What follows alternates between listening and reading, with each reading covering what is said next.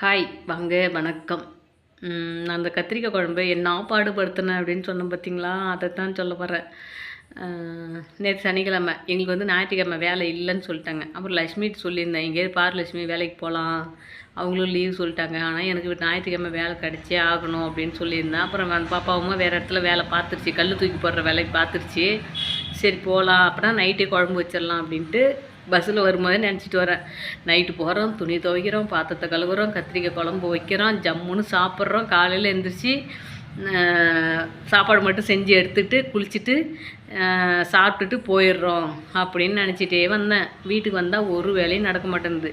வீட்டுக்கு வந்தோடனே ஒரு காஃபி வச்சு குடிச்சிட்டு என்ன பண்ணுறேன், இதே இடத்துல தான் இப்போ உட்காந்து பேசுகிற இடத்துல தான் ரீல்ஸே எடுப்பேன். அந்த அருக்கால் மேலேயே காலை மடக்கி மடக்கி உட்காந்து இந்த ஒரு 3 மணி நேரம் 4 மணி நேரம் ரீல்ஸ் எடுக்கிறதால பயங்கரமான உடம்பு வலியாகவும் ஆகிடுது.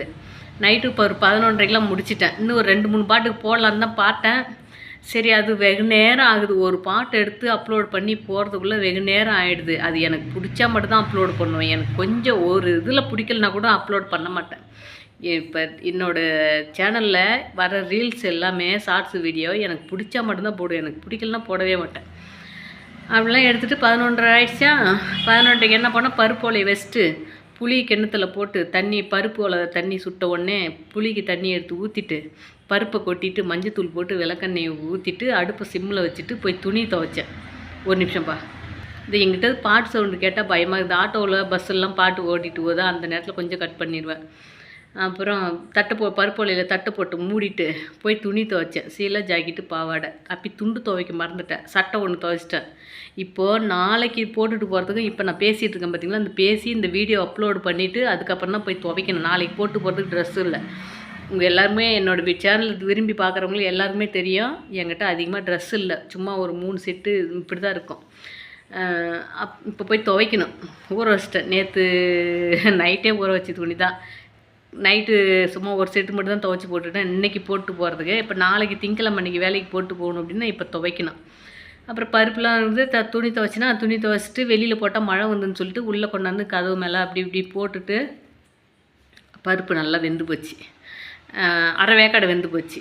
அப்புறம் வந்து என்ன பண்ணால் பூண்டை உரித்து வெங்காயம் இல்லை தக்காளி பச்சை மிளகா எல்லாம் அலசி பொடி பொடியாக கட் பண்ணி பருப்புக்குள்ளே கொட்டிட்டு திரும்ப என்ன பண்ணேன், ஒரு 4 பாத்திரம் கிடந்தது, போயிட்டு விளக்கிட்டு ஓடியாந்தேன். அதிகமாக விளக்க முடியல, பாத்திரம் கிடக்குது தான். சும்மா நாளைக்கு என்ன தேவையோ அதை மட்டும் விளைக்கிறது. அப்புறம் கொஞ்சம் என்றைக்காவது குழம்புலாம் வச்சு முடிச்சுன்னா சாப்பாடு மட்டும் செய்கிற வேலை இருந்ததுன்னா அன்றைக்கி ஃபுல் பாத்திரமும் விளக்குவேன். இப்போ பாருங்கள், இன்றைக்கி கத்திரிக்காய் குழம்பு இருந்தது, நாளைக்கு திங்கக்கிழமை காலையில் எல்லா பாத்திரமும் விளக்குவேன். நான் பாத்திரத்தெல்லாம் விளக்கிட்டு வரதுக்குள்ளே நல்லா பருப்புலாம் வெந்து போச்சு. அப்படியே பருப்பு செட்டில் எடுத்து ஊற்றி கடைஞ்சி வெங்காயம் கத்திரிக்காய் போட்டு தாளித்து விட்டு குழம்பு வைக்கிறதாம்ப்பா. இதுக்கு எனக்கு இந்த முடியாமல் நான் என்ன பண்ணணுன்னா, வெங்காயம் தொளிக்கிறதுக்கு கஷ்டப்பட்டுக்கிட்டு அதை அரியறதுக்கு கஷ்டப்பட்டுக்கிட்டு பருப்பை ஊற்றி கடையிறதுக்கு முடத்தனம் பட்டுட்டு என்ன பண்ணேன், சரி என்னால் குழம்பும் வைக்க முடியல, தூக்கமும் வருது, உடம்பும் ஒரு மாதிரி வலியாக இருக்குது, அதுக்கு என்ன பண்ணலாம் அப்படின்னு பார்த்தா நைட்டு சாப்பிட்றதுக்கு குழம்பும் இல்லை. 2 நாளாகவே நைட்டில் காலையிலையும் சாப்பிட்றதில்ல, நைட்லேயும் சாப்பிட்றதில்ல, மத்தியானம் மட்டும்தான். சனிக்கிழமை வெள்ளிக்கிழமை அன்றைக்கி குழம்பு வைக்கிறேன்னு சொல்லியிருந்தேன் பார்த்தீங்களா, சத்தியமாக நான் குழம்பே வைக்கல, தயிர் வாங்கி எடுத்துகிட்டு போயிட்டேன். சனிக்கிழமை அன்றைக்கின்னு தயிர் வாங்கி எடுத்துகிட்டு போயிட்டேன். அன்றைக்கி நைட்டு காலையில் 2 நேரமே நான் சாப்பிடவே இல்லை. வியாழக்கிழமை அன்றைக்கி நைட்டு சாப்பிட்ல. நான் வியாழக்கிழமை நைட்டு தான் சாப்பிட்டேன். காரக்குழம்பு லாஸ்ட்டில் இருந்ததில்ல, அதை சாப்பிட்டேன். வெள்ளிக்கிழமை நைட்டு சாப்பிடல, சனிக்கிழமை நைட்டு தான் தண்ணி ஊற்றி சாப்பிட்டுக்கிட்டேன். ஆனால் குழம்பு வைக்கலையே, என்ன பண்ணேன், அந்த குழம்ப பருப்பு வெந்த உடனே என்ன பண்ணேன், அப்படியே அந்த போசியோடு இறக்கி வச்சுட்டு வேறு ஒரு போசி வச்சு எண்ணெயை ஊற்றி கடுவை போட்டு கத்திரிக்காயை மட்டும் போட்டு, வெங்காயம் போடல, வெங்காயம் நான் தொளிக்கிறதுக்கு ஒரே முடையாக இருக்குது, கத்திரிக்காயை போட்டு வணக்கி அப்படியே பருப்பு தண்ணி எடுத்து ஊற்றி கரைச்சி வச்சு புளி தண்ணி இருக்குது பாருங்கள், அந்த புளி தண்ணியும் ஒட்டுக்க ஊற்றி உப்பை போட்டு ஒரு கொதி விட்டு இறக்கிட்டேன். அது அப்போல்லாம் சாப்பிடவே முடியாது. நான் இந்த குழம்புக்கிட்ட பேசுகிற மாதிரியே பேசிட்டேன். நீ அப்படியே இரு, உன்னை காலையில் ஆல்ட்ரேஷன் பண்ணுறேன், நல்லா இருந்தால் எடுத்துகிட்டு போகிறேன், இல்லைன்னா நாளைக்கும் தயிர் தான்டா சாமி அப்படின்னு நினச்சிட்டு வச்சுட்டேன். அப்படியே கொதிக்க வச்சுட்டு அடுப்பு ஆஃப் பண்ணிவிட்டு சாப்பாடு அதுக்குள்ளே குழஞ்சி போச்சு. ஆனாலும் சாப்பிட்டாகணும், வயிறு ஃபுல்லாக காலியாக இருக்குது. 2 நாளாக சரியாக சாப்பாடு இல்லையா, குழஞ்சி போன சாப்பாட்டை போட்டு தண்ணி ஊற்றி கரைச்சி பச்சை மிளகா கடிச்சிக்கிட்டு நிலக்கடலை பயிரும் கடிச்சிட்டு சாப்பிட்டேன். அப்படியே வயிறு டிம்முன்னு இருக்கும். நல்லா தூக்கம் வந்துச்சு, நல்ல தூக்கம். இடையில பாத்ரூம் கூட எந்திரிக்கல. மணி என்னப்போ 12 மணி 12:15 ஆயிடுச்சு அப்போ சாப்பிடும்போது. நைட்டு 12:15 சாப்பிட்டு படுத்தோன்னு நல்லா தூங்கிட்டேன். 6:30க்கு அலாரம் வச்சுருந்தேன். 6:30க்கு அலாரம் வச்ச உடனே எந்திரிச்சு போய் வாசல் தெளித்து கோலம் போட்டுட்டு வந்து ஒரு காஃபி வச்சு குடிச்சிட்டு சாப்பாடு ஒரு அடுப்பில், சுடுதண்ணி ஒரு அடுப்பில் வச்சுட்டு வெங்காயம் தொளித்தேன். சுடுதண்ணி சுடுறதுக்குள்ளே சாப்பாடு சுடுறதுக்குள்ளே குழம்புக்கு ரெடி பண்ணிக்கணுன்னு வெங்காயம் தொளித்தேன். வெங்காயம் தொளித்து கட் பண்ணி வச்சுட்டு சுடுதண்ணி சுட்டுருச்சு. சாப்பாடும் வெந்துருச்சு. அதுக்குள்ளே வெங்காயம் தொளிக்கிறதுக்குள்ள எனக்கு வெங்காயம் தொளிக்கிறதுக்கு அவ்வளோ மொடை. இதுக்கு இடையில இன்னொரு டம்ளர் காஃபி ஏற குடிச்சிட்டேன். 2 டம்ளர் காஃபி குடித்தேன். எனக்கு காலைல 2 டம்ளர் காஃபி குடித்தா தான் ஒரு மாதிரி குடித்த மாதிரியே இருக்குது. சாப்பாடு வேகிறதுக்குள்ளே 2 கிளாஸ் காஃபி குடிச்சிட்டேன். அப்புறம் காஃபி குடிச்சிட்டுனா வெங்காயமாக அரிஞ்சு வச்சிட்டேன். சாப்பாடு வடிச்சிட்டேன். தண்ணி சுட்டுருச்சு. சரி குளிச்சுட்டு வந்து குழம்பு ஆல்ட்ரேஷன் பண்ணிக்கலாம் அப்படின்னு போய் குளிச்சுட்டு வந்தேன். குளிச்சுட்டு வந்துட்டு குழம்பு ஆல்ட்ரேஷன் பண்ணுறேன். திரும்ப ஒரு வடைச்சட்டி வச்சு எண்ணெயை ஊற்றி வெங்காயத்தை போட்டு நல்லா வணக்கினதுக்கப்புறம் மிளகா பொடி அதில் போட்டு எண்ணெயிலே கொஞ்சம் அப்படி பொரித்து அதுக்கப்புறம் திரும்ப அந்த சாம்பாரில் எடுத்து ஊற்றி பருப்பு தண்ணின்னு தான் சொல்லலாம், சாம்பார் இல்லாது. திரும்ப அந்த மிளகாத்தூள் காயெலாம் இது வெங்காயம்லாம் போட்டால் தான் அது சாம்பார். திரும்ப அந்த வடைச்சட்டி வச்சு எண்ணெய் ஊற்றி கடுகு போட்டு வெங்காயத்தை போட்டு மிளகாத்தூளை போட்டு வணக்கி விட்டு திரும்ப அந்த குழம்புல எடுத்து ஊற்றி நல்லா கொதிக்க வச்சு மோந்து குடித்து பார்த்தா சூப்பராக இருந்தது. இன்றைக்கி தான் நான் காலை சாப்பாடே சாப்பிட்டேன். குழம்பு நல்லா இருந்தது. அதுக்கப்புறம் உப்பு பத்தலையா மிளகா பத்தலையா ஒரு நிமிஷம். அதுக்கப்புறம் சாப்பிட்டோடனே நல்லா திம்முன்னு இருந்தது வயிறு. காலையில் சூப்பராக இருந்தது. சாம்பார் சூப்பராக இருந்தது. ஆல்ட்ரேஷன் பண்ணோடனே சாம்பார் நல்லா சூப்பராக இருந்தது. தான் கொடுமை பண்ணேன் சத்தியமாக. அதுமாரி நீங்கள் யாரும் செஞ்சுருப்பீங்க. உண்மையாகவே ஏண்டா பருப்பு வேக வச்சுட்டோம்லாம் நினச்சிட்டேன். சரி அப்படியே விட்டாலும் வீணாக போயிடும். புளி தண்ணி நல்லாயிருக்கும், ஆனால் வேக வச்ச பருப்பு நல்லாவே இருக்காது. காலையில் சலுப்பு வடை மாதிரி வந்துடும். சரி என்னடா அப்புறம் கத்திரிக்காயும் கருப்பாக போயிடும் இல்லையா, அப்புறம் குழம்பு வைக்கிறது காய் இல்லையா, ஏன் காய் வேஸ்ட் பண்ணணும் அப்படின்னு நினச்சிட்டு அப்புறம் திரும்ப அப்படி பண்ணேன். அப்புறம் ஆல்ட்ரேஷன் பண்ணிட்டேன். எனக்கு சத்தியமாக ஒன்றுமே முடியல. ஏன்னா லீவ் போடாமல் வேலைக்கு போகிறேன்னா எனக்கு வந்து லீவே போடாமல் வேலைக்கு போகிறது பழகிடுச்சு. அதாவது அது வந்து ஹோட்டல் கடை வேலை. ஹோட்டல் கடைக்கு சப்ளையராக போயிட்டு இருந்தேன் பார்த்தீங்களா. அது வந்து சாப்பாடு செய்கிற வேலை இல்லை. காலையில் எந்திரிப்பேன், ஒரு கிளாஸ் காஃபி வச்சு குடிப்பேன், அப்படி அடுப்பில் தண்ணி போடுவேன், குளிச்சுட்டு கிளம்பி போயிட்டே இருப்பேன். நைட்டு வருவேன், அங்கேயே சாப்பிட்டு வந்துடுறேன். வந்த உடனே லைவை போடுவேன், லைவில் பேசுவோம் 12 மணி வரலையா. லைவில் பேசிவிட்டு துணியை ஊற வச்சுட்டு சோப்பு தூள் போட்டு துணியை ஊற வச்சுட்டு படுத்துக்குவேன். காலையில் எழுந்திரிச்சி காப்பி போட்டு குடிச்சிட்டு தண்ணி சுடுறதுக்குள்ளே துணி துவைச்சிருவேன். ஒவ்வொரு செட்டு தான் துவைச்சி கட்டுவேன். அப்போவும் துணி அழுக்கு துணி இருந்துகிட்டு தான் இருக்கும். அப்படியே அப்பப்பைக்கு ஒரு செட்டு மட்டும் ஊற வச்சு துவைச்சிக்கிறது. அப்போ வந்து சாப்பாடு செய்கிற வேலை இல்லைன்றதெல்லாம் நமக்கு தெரியல. இப்போ சாப்பாடு செஞ்சு எடுத்துகிட்டு போகணும் இல்லையா, அதுதான் கொஞ்சம் கஷ்டமாக இருக்குது. நைட்டுமே பார்த்திங்கன்னா நைட்டு அந்த பருப்பு ஃபுல்லாக வேகிறதுக்குள்ளே ஓடி போய் ஒரு செட்டு துவைச்சி போட்டு ஓடி அந்த சீலை ஜாக்கெட் பாவாடை சட்டை அப்படி துண்டு துவைக்க மாட்டேன். காலையில் துவைச்சி ஈரத்தோடு தான் எடுத்துகிட்டு போனேன். ஈரத்துண்டு தான் இன்றைக்கி காலைல கட்டியிருந்தேன். சரி பரவாயில்ல, என்ன பண்ணுறது, முடியலையேச்சே அப்படின்னு. அதுமாரி ஹோட்டல் கடைக்கு வேலைக்கு போகும்போது எனக்கு நான் உண்மையாகவே சொல்கிறேன், 2 மாதம் லீவ் 2 மாதம் லீவ் போடாமல் போவேன், 3 மாதம் லீவ் போடாமல் போவேன், அப்புறம் 4 மாதம் 5 மாதம்லாம் கூட நான் போயிருக்கேன்.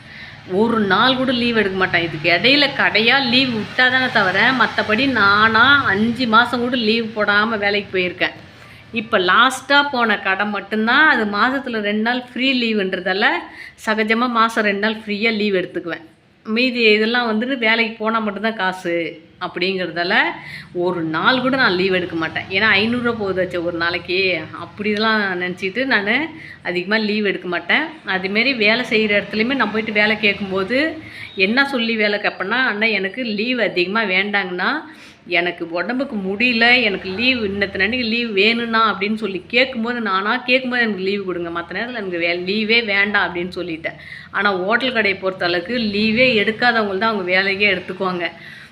ஏன்னா நிறைய கஸ்டமர் வருவாங்கள்ல. ஹோட்டல் கடை வேலை ஒரு ஆள் இப்போ 4 ஆள் செய்கிறோம் அப்படின்னா ஒரு ஆள் இல்லைனாலும் ரொம்ப கஷ்டம் இருக்கிற 3 பேருக்கும் இருக்குது. சொல்கிறேன் பாருங்கள், ஹோட்டல் கடை போகலாம் செம்ம வேலை. அதெல்லாம் ஹோட்டல் கடை வேலைலாம் சத்தியமாக அதெல்லாம் பயங்கரமான வேலை. இந்த சப்ளையர் வேலைலாம் மற்ற வேலை கூட செஞ்சிடலாம். பாத்திரம் கூட கழுவிடலாம். பாத்திரம் கழுவுமே கொஞ்சம் கஷ்டம்தான். நம்ம சொல்கிறோம் இந்த வேலைக்கு அந்த வேலை நல்லாயிருக்கும் அப்படின்னு. இக்கரையிலேருந்து அக்கறையை பார்த்தா அந்த பச்சையாக தான் தெரியும். அப்போ அவ்வளோ ஒரு அழகாக பச்சை பசேர்னு இருக்குதுடா அப்படின்னு தான் தோணும். அந்த அந்த அக்கறைக்கும் போய் பார்த்தா தான் தெரியும் அங்கிட்டு உள்ள லட்சணம் என்ன அப்படிங்கிறது. அப்போ தான் சொல்ல இக்கரைக்கு அக்கறை பச்சைன்னு சொல்லுவாங்க, ஆனால் அந்த கரைக்கும் போய் பார்த்தா தான் தெரியும் அதோட லட்சணம் என்னான்னு சொல்லி.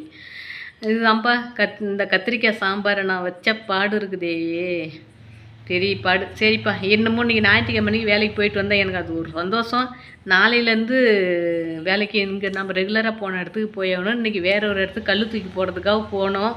அங்கே வேலை இல்லை, யாருமே வரல, வேணான்னு சொல்லிட்டாங்களாம். அப்புறம் திடீர்னு வந்து மெத்த காங்கிரீட் போடுறதுக்கு, சாரி காங்கிரீட்டில் தளம் போடுறதுக்கு போனோம். இன்றைக்கி வேலைக்கு போன இடத்துல பார்த்திங்கன்னா சத்தியமாக இன்றைக்கெலாம் ரொம்ப கொடுமை அனுபவிச்சிட்டேன். நான், அந்த இன்னொரு அக்கா, என் கூட வந்த லட்சுமி, இவங்கெல்லாம் என்னன்னா அந்த சின்ன ஜல்லி இருக்குமா, சிப்ஸுன்னு சொல்லுவோம், சின்னதாக இருக்கும் பாருங்கள் சிப்ஸு, அது சிமெண்ட்டு, இந்த எம்சண்ட் மண், இதெல்லாம் வந்து ரொம்ப எல்லாமே ஒரே இதில் அந்த ஜல்லிலே இருக்கும். செருப்பும் வந்து வழுக்கி விடுது. செருப்புக்குள்ளே காலுக்குள்ளே கல் போயிடுச்சுன்னா குத்துது. செருப்பு கழட்டி விட்டு தான் எல்லாருமே செய்ய முடியுது. ஏன்னா கலவை கலக்கிறது வந்து அந்த காங்கிரீட்டு போடுறது நிறைய பேருக்கு தெரியும். காங்கிரீட்டு போடுறதுலாம் சிப்ஸு கலந்து தான் போடுவாங்க. அப்படி கலந்து போடும்போது பார்த்திங்கன்னா ரொம்ப கஷ்டப்பட்டாச்சு. இன்றைக்கி அந்த கல்லுலாம் காலில் குத்தி எப்போ அந்த சிமெண்ட்லேயே வந்து காலையில் ஒரு 10 மணிக்கு தான் ஸ்டார்ட் பண்ணுது. 10 மணிலேருந்து மத்தியானம் 2 மணிக்கு தான் சாப்பாட்டுக்கு விட்டாங்க. 10 மணிலேருந்து 2 மணி வரையிலும் அந்த சிமெண்ட்டில் அந்த சிமெண்ட்டு எல்லாமே கலந்துடும். கல் வேறு கால் ஊறி போயிருக்கும், பயங்கரமாக குத்த ஆரம்பிச்சிருச்சு. காலில் இப்போ இன்றைக்கி பயங்கரமாக ஓட்டை போட்டுச்சு. அது ஒரு வீடியோ எடுத்து வச்சுருக்கேன். நான் வந்த உடனே அதுதான் எடுத்தேன். அந்த வீடியோ அப்லோட் பண்ணுறேன், கண்டிப்பாக பாருங்கள். எவ்வளோ வலி தெரியுமா, காலெலாம் ஓட்டை போட்டுச்சு. அப்படியே ஓட்டை போட்ட இடம் இல்லாமல் அப்படியே செவன்னு வெந்து போயெல்லாம் இருந்துச்சு. இப்போ கொஞ்சம் பரவாயில்ல. காலை கழுவிட்டு வீடியோ எடுத்துகிட்டு எண்ணெய் தடவியிருக்கேன் பரவாயில்ல. ஆனால் அந்த ஓட்டை போட்ட இடம்லாம் சீக்கிரம் சரியாகாது. 4 நாளைக்கு 5 நாளைக்கு அந்த வலி இருந்துக்கிட்டே தான் இருக்கும். தண்ணியில் காலை வச்சாலே விறுவிறுன்னு தான் இருக்குது. இப்போ போய் துணியை வேறு துவைக்கணும். துணி துவைச்சின்னா திரும்ப அந்த கால் தண்ணியில் நனைதா விறுவிறுன்னு தூக்கமே வராது. என்ன பண்ணுறது, அனுபவிச்சு தானே ஆகணும். சரிப்பா, இதுதான் இன்னைக்கு பழப்பு நடந்தது. நேற்று நைட்டும் இன்னைக்கும் இதுதான் நடந்தது. Okay bye. அடுத்து ஒரு நல்ல வீடியோ சந்திக்கலாம். ஓகேவா, பாய்ப்பா.